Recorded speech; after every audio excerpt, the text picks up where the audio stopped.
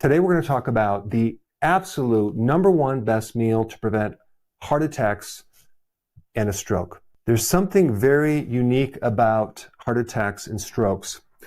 80 to 90% of heart attacks are clots. Now, you might think like this plaque that builds up. No, most of heart attacks come from clots.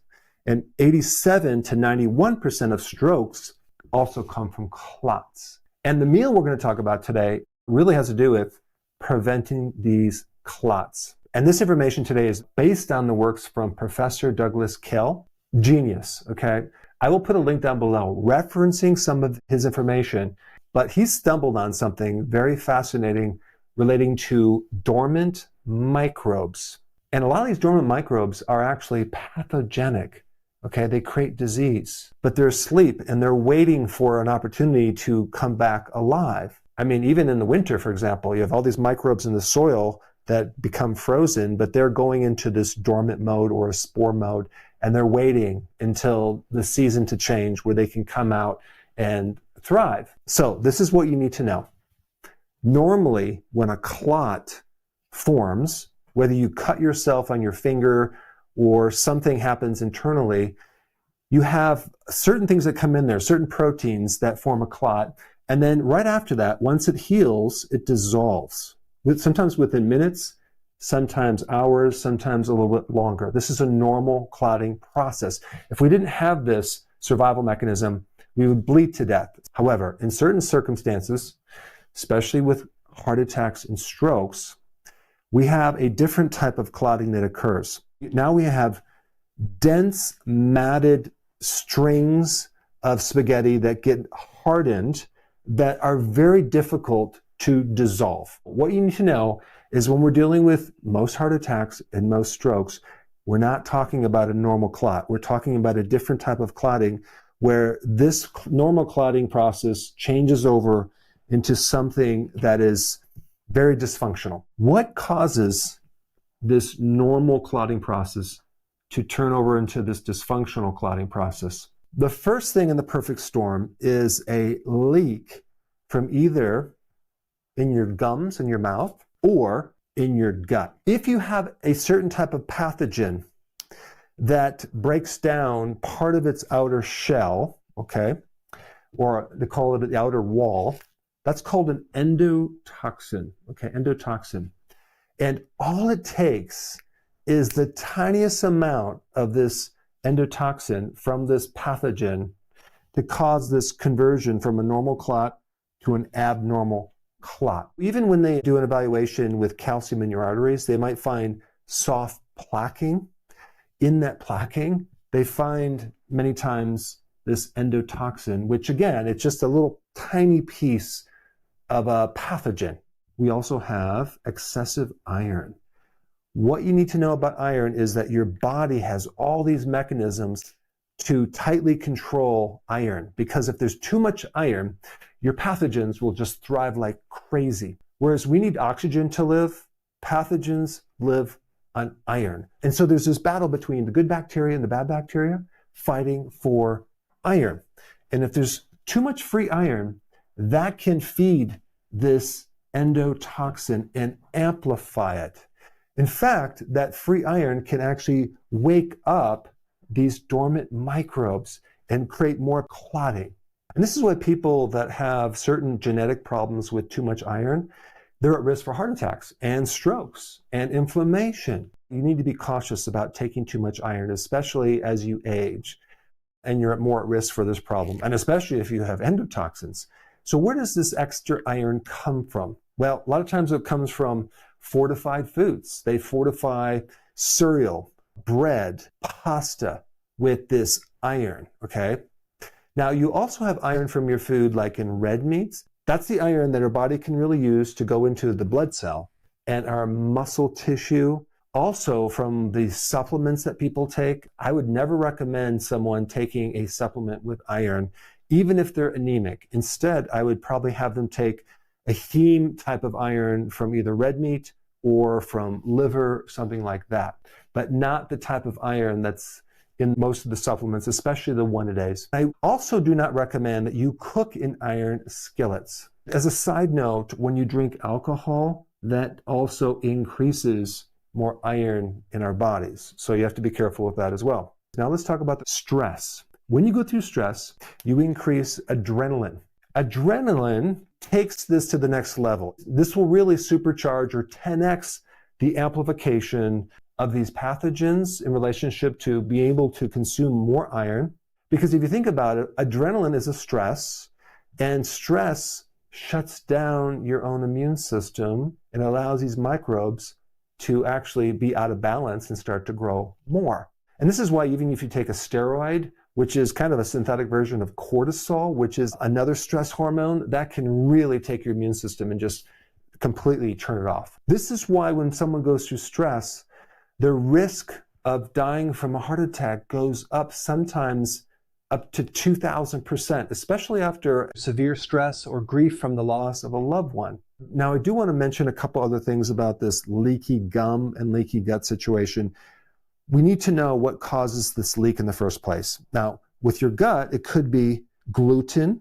That's the protein that we can't really digest too well in certain grains. Alcohol, smoking, seed oils are very corrosive and they create like a rusting effect on our tissues. Ultra-processed foods, refined sugars, refined starches actually feed these microbes, especially the pathogens. NSAIDs, that's for pain, that can actually destroy the lining of the tissues, and especially antibiotics. Now let's talk about the perfect anti-clotting meal to prevent all of this. You know, when you think about it, most people think if we're talking about a meal to prevent a heart attack or a stroke, they're immediately going to think, oh, we have to go low cholesterol. We need to consume less saturated fats, right?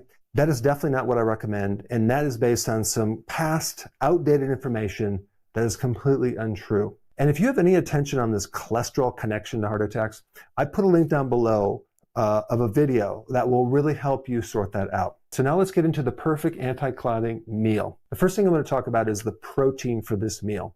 We want a protein that doesn't have necessarily excessive amounts of iron. And out of all the protein that would be the best for that, it would be the wild-caught salmon. Now, you can do other fatty fish, but wild-caught salmon is one of the proteins with lower iron, but it's also the highest in omega-3 fatty acids, which is really good for preventing clotting because it thins the blood, it reduces inflammation in the arteries. And salmon does have some iron, but it definitely doesn't compare to red meat. So let's pair the salmon with a very specific type of salad that involves arugula. Arugula is very unique because it has the most nitric oxide. Now, I didn't talk about nitric oxide in the first section of this video, but I want to let you know that nitric oxide is a super powerful anti-clotting compound.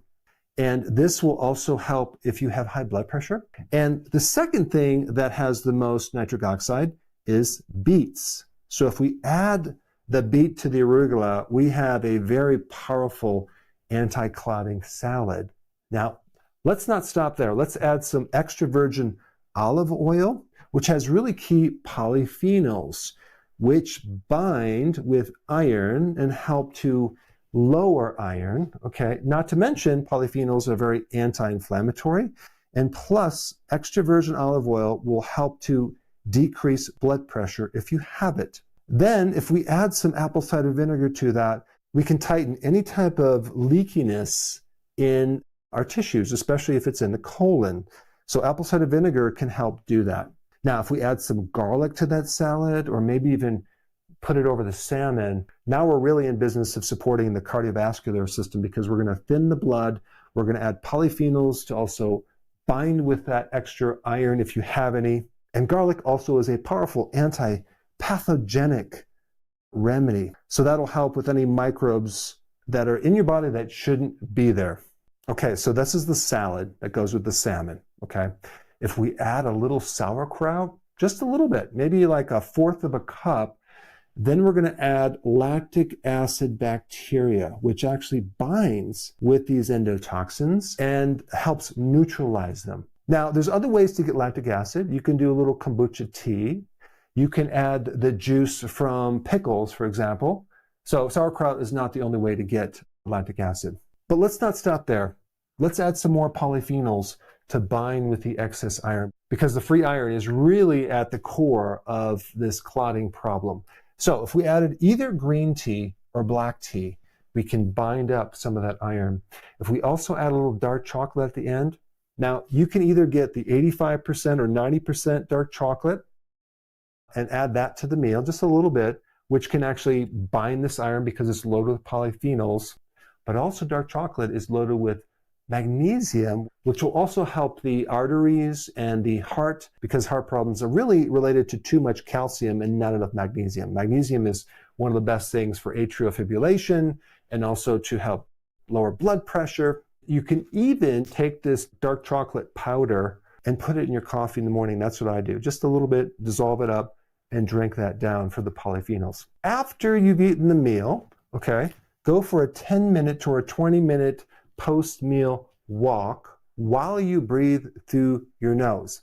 Nasal breathing increases nitric oxide and actually enhances the oxygen, and exercise itself can help dissolve clots. Not to mention help your blood sugars be balanced better, not to mention increase more oxygen into the body.